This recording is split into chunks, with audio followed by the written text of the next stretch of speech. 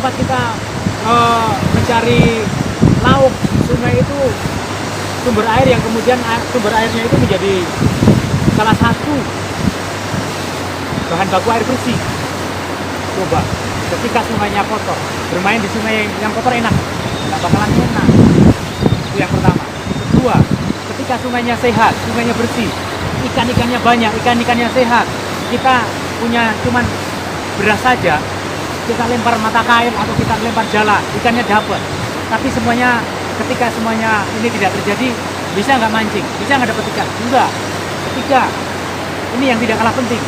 Ketika air sungai kemudian menjadi salah satu sumber bahan baku air bersih, ketika tercemar hebat, kita manusia nih, kemudian juga makhluk hidup yang lain, tumbuhan atau binatang yang kemudian tergantung dengan air ini, kira-kira akan terganggu nggak? Manusia terganggu nggak? Sangat terganggu. Cuma kita menyadari atau tidak, manusia yang kemudian berbudi pekerti luhur memikirkan ini enggak, bertindak untuk menyelamatkan ini tidak. Paling tidak itu yang kemudian melatar belakangi saya total untuk melakukan pembelaan terhadap kondisi sungai.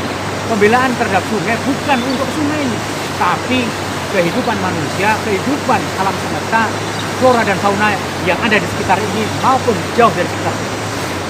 Secara umum jelas bahwa sungai ketika melewati pemukiman, kemudian tata kelola sampahnya tidak selesai, sampah-sampah sejenis ini, saset-saset dari makanan, minuman, kemudian toiletries itu banyak ditemukan, termasuk popok sekali pakai, termasuk kemasan-kemasan plastik seperti ini.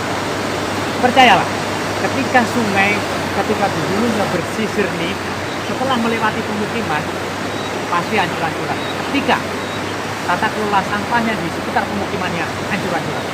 Ya, pemerintah mengajak semua pihak, dunia usaha, legislatif, kemudian juga teman-teman perguruan tinggi, lembaga riset, kemudian teman-teman NGO, teman-teman atau siapapun yang kemudian memiliki kapasitas cukup, pemahaman yang cukup tentang isu ini, masalah ini, bisa duduk bareng, melepaskan ego sektornya, melepaskan keegoannya, melepaskan keakuannya untuk mikirin bareng-bareng masalah yang hari ini sampai belum selesai. Masalah sampah juga dari dulu terjadi. Kalau ngomongin masalah ini dari dulu sampai sekarang belum selesai, ini kenapa? Tanda tanya besar.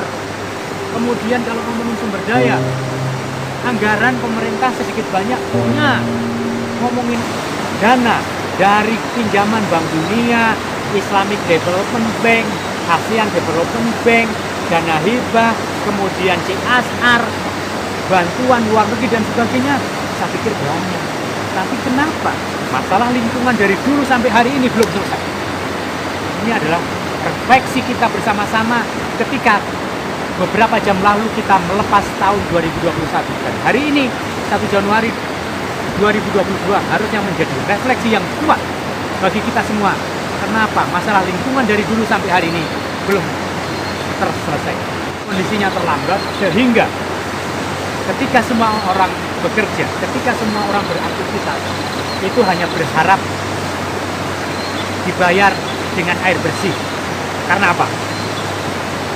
Kita tidak bisa lepas dari air, karena di tubuh kita sebagian besar dari air.